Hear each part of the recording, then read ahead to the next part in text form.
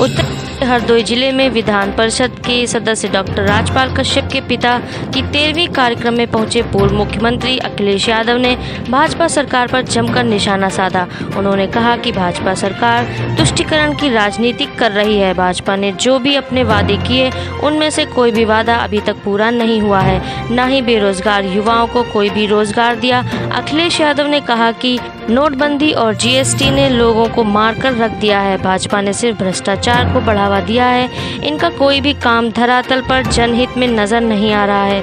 भाजपा कोई भी नई योजना नहीं ला रही है। जो भी पुरानी योजनाएं हैं उनको नया नाम देकर जनता के सामने ला रही है। साथ ही उन्होंने यह भी कहा कि यदि नरेश अग्रवाल का भाजपा में अपमान हो रहा है, यदि वह हमसे कह दें तो हम उन्हें वापस ले लेंगे।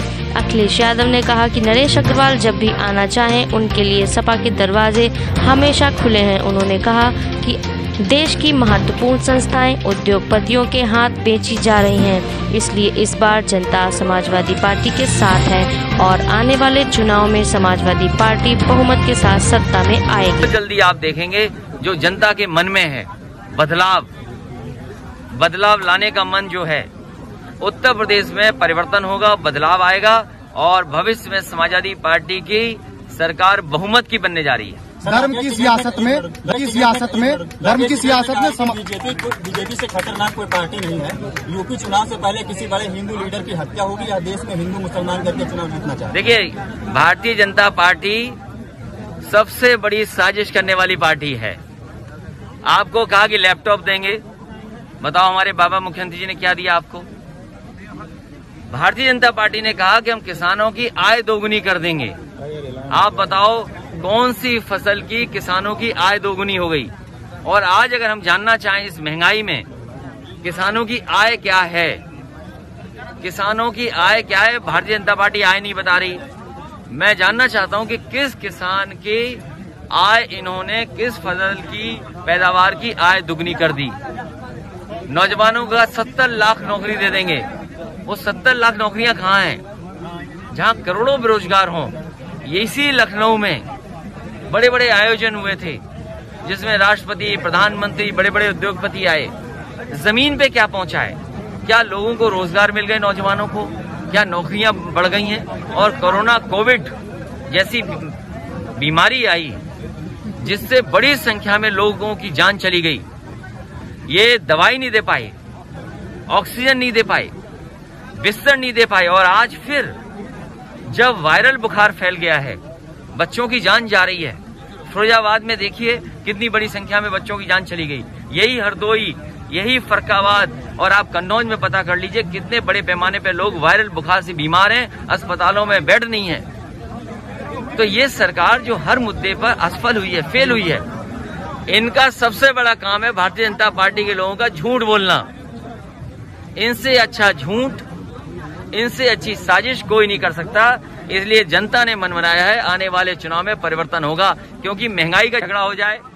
आपके बगल का जिला है गंगा पार, कन्नौज। साक्य समाज को बोल दिया कि आप भगवान बुद्ध की मूर्ति लगा लीजिए। आपके हरदोई जिले के बगल का जिला है कन्नौज। भारतीय जनता पार्टी ने और सरकार ने कहा कि आप भगवान बुद्ध की मूर्ति लगा लीजिए, और दूसरी तरफ क्षत्रिय और ब्राह्मण समाज को कहा कि आप महाराणा प्रताप और दूसरे की प्रतिमा लगा दीजिए। ये झगड़ा किसने कराया बगल में?